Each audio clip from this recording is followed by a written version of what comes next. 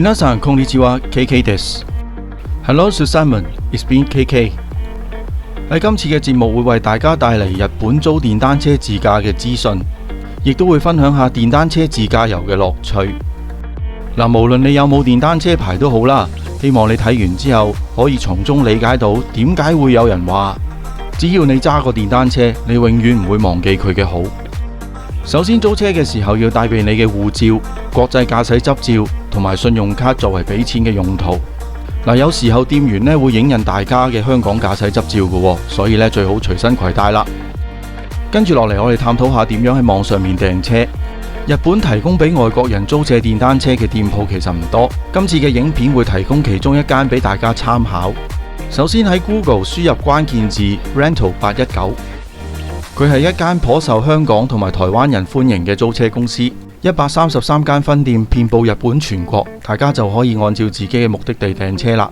主要城市除咗機場之外，有5至6間分店，都好方便㗎。而如果大家對哈利係情有獨鍾嘅話，就可以選擇橙色 HD 嘅店鋪租借。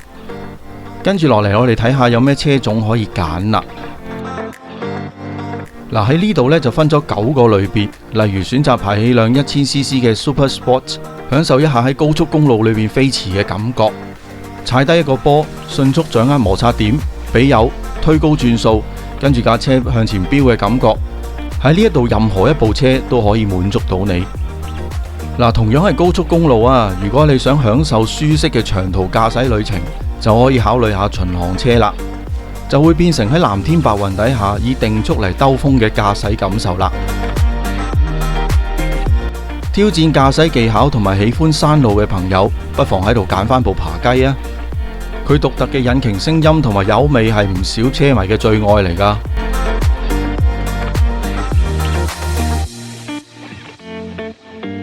如果中意嘗試唔同嘅駕駛感覺嘅話呢，不妨考慮下呢啲香港同埋台灣都比較少見嘅三輪車。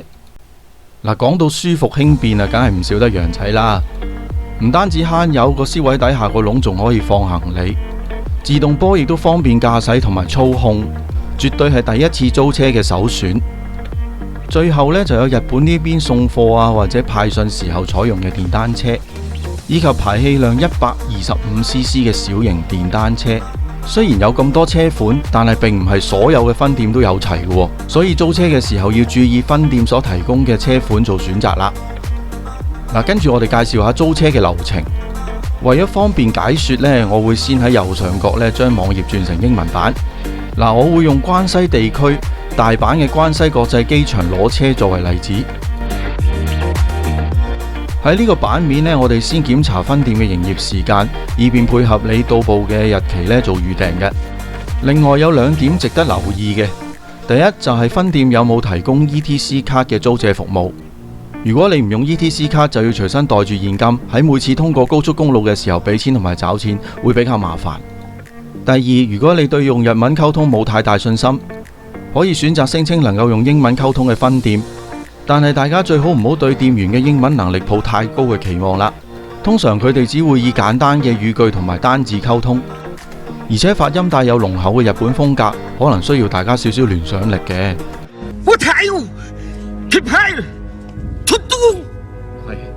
你都係講返中文啊。不過只需要用手機翻譯，加上店員一般都好有耐性，服務態度都唔錯，呢啲小問題應該好容易解決嘅。跟住我哋繼續填資料啦。喺呢個位置可以選擇車廠、車型、排氣量、年份同埋等級。例如我哋揀部川崎嘅忍者650，頁面裏面有部車詳細嘅 spec， 下邊就係租金嘅列表。由於對外國人租車嘅保險費比較高，所以價錢比租私家車係貴一啲㗎。不過油費同埋路費就會平好多，所以整體嚟講都有優勝之處。喺選項部分，如果顯示 available， 大家就可以去到店嘅時候額外租用呢啲 items， 當中手機架可以話係必要嘅用品，費用係500 yen。跟住喺下邊選擇開始租用嘅日期，我哋只需要喺有藍色圓圈嘅日期裏邊揀就得㗎啦。當然亦都要留意下預期還車嘅日子，分店有冇開門。入到下一版之後，首先輸入你所持有嘅駕駛執照嘅國家或者地區，再輸入預計嘅攞車時間，頭盔類型，我哋揀大頭佛 XL 啦，因為我個頭好大個噶。保險同埋 ETC 卡都揀 Yes。跟住喺下邊嘅位置輸入個人資料。如果大家冇日本嘅地址呢，只需要輸入你到訪嘅城市就可以噶啦。例如輸入大阪，而電話號碼係可以唔填嘅，再填埋你常用嘅通訊程式，例如 WhatsApp 或者 Line， 然後填 email address， 分店會用 email 用英文同你聯絡。最後提供你嘅日文同埋英文程度，會唔會有識日文嘅朋友同行就可以啦。確認埋資料同埋價錢就完成訂車啦。攞車嘅時候可以按需要租借防寒衣物、手套同埋雨衣等等，對架車做一般嘅檢查。喺外觀方面呢，可以影相記錄。一切都準備好就可以出發啦。我一個人揸電單車自駕嘅時候呢，就好崇尚自由同埋放鬆㗎，所以我唔會 plan 路線同埋 book 酒店。所有嘅景點、目的地、遇到嘅人同埋事都由天父安排。對於一切都有計劃，而且經常追趕目標嘅城市人嚟講，可能感覺會唔係好踏實。但係只要你試過一次咁樣放空嘅旅行，你就會明白佢嘅價值。嗱，跟住睇睇我哋第一個景點啊，武庫村女子大學。哦，咁好彩女仔可以着裙。哇，如果係男校冇褲着啊，真係大鑊啦！呢個地方係我偶然遇到，停低拍下片嘅啫，冇 plan 過嘅。而呢一類用中文理解會好得意嘅地方名呢，喺日本呢其實有好多噶，但係由於唔係今次影片嘅主題，所以就唔作詳細嘅介紹啦。嗱，跟住落嚟呢，我哋去海邊兜下風。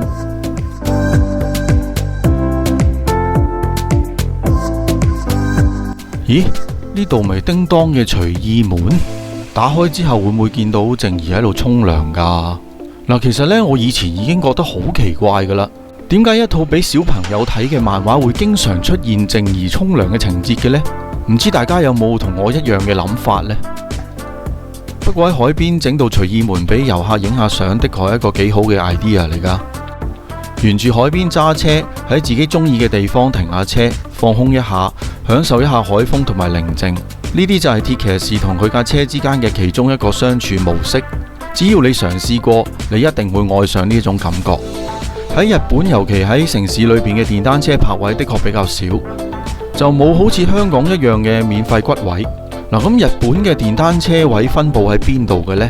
第一種就係喺高速公路嘅休息區，大家可以泊喺地下印有2輪字樣嘅位置。不過呢類泊位其實唔算多啊。就以京橋休息區為例，得一格係電單車位咁大把。不過唔使擔心，其實只要冇其他車，暫時用其他車位呢，其實係冇問題嘅。另外呢個片假名嘅意思就係英文嘅 bike， 大家揾車位嘅時候只需要揾 bike 駐輪場或者自動2輪車駐車場就可以揾到。而如果大家預訂嘅酒店係有停車場嘅話呢，即使冇電單車專用嘅泊位，只要你提出，酒店方面一定都可以安排㗎，所以都唔使擔心。最後總結一下今次嘅行程，由大阪出發，途經有馬、神戶、淡路島同埋基路，全程行高速，路費係4620 yen， 大約港幣245蚊。總行車距離係389.5公里，油費係3090 yen， 即係港幣164蚊。嗱，以上就係租車公司收取費用嘅總表。如果大家喺冬天出發，又或者當日落雨，可能需要額外租借御寒衣物或者雨衣，加上之前嘅路費同埋油費，今次總共用咗26,010 yen， 大約港幣1380蚊。今次嘅節目去到呢度為止，多謝你嘅收睇。如果大家有咩問題，歡迎喺下面留言討論，記得 like、subscribe and share。我係 KK，我哋下次再見，拜拜。